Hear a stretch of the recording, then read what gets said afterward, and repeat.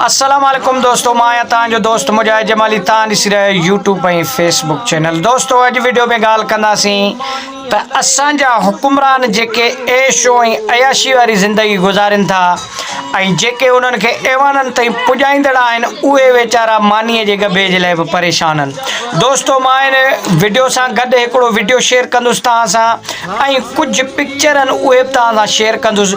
तव्हां ॾिसी फ़ैसिलो तव्हां आवाम जे हथ में आहे, तव्हां पाण कजो।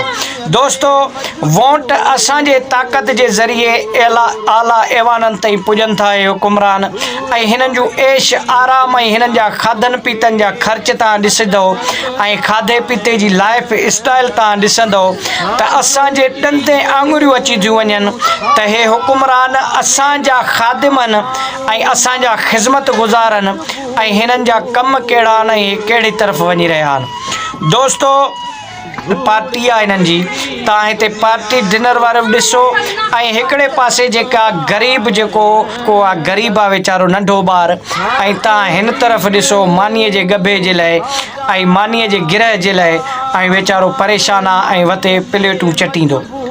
त दोस्तों इहो असांखे रिज़्क त ज़ामिन अल्लाह ताला आहे, पर दुनिया जो दस्तूर आहे त हुकुमराननि जो कमु आहे अवाम खे सहूलतूं ॾियणु ऐं अवाम खे रिज़्क ऐं रोज़ी ऐं कारोबार फ़राहम करणु। पर बदकिस्मती सां असांजे मुल्क में अवाम दोस्त कॾहिं बि हुकूमत खे न बर्दाश्त कयो वियो आहे, न वरी छॾियो ई वियो आहे, न वरी अवाम दोस्त का हुकूमत आई आहे हिन 72 साल में।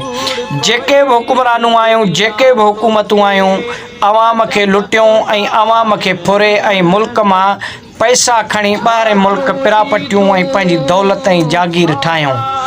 ईअं कॾहिं बि न सोचियो त को अवाम खे ख़ुददार बणायूं, अवाम खे रिज़्क ऐं रोज़ी ॾियारियूं ऐं अवाम खे महिनत करे ऐं ख़ुशहाल मुल्क खे पंहिंजे खे बणायूं जीअं असां पाण बि ख़ुददार थियूं ऐं असांजी क़ौम बि ख़ुददार हुजे। क़ौम असांजी अॼु बि ख़ुददार आहे, क़ौम असांजी अॼु बि नथी चाहे त को असांजा हुकुमरान वञी ॿाहिरि मुल्कनि में पिननि ऐं वञी पैसा ऐं रुपए जे लाइ वञी दर खड़काइनि। क़ौम असांजी हींअर बि गैरतमंद आहे, क़ौम असांजी हींअर बि ख़ुददार क़ौम आहे।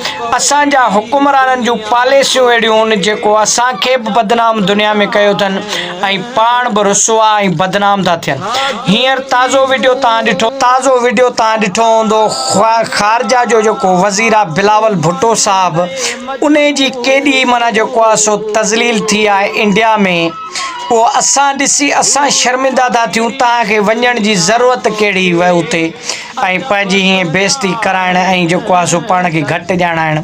असां कंहिंखां घटि कोन आहियूं। इमरान ख़ान तॾहिं चए थो त तव्हां पाण भिकारी आहियो त अवाम जी इज़त बि विञाए छॾी अथव।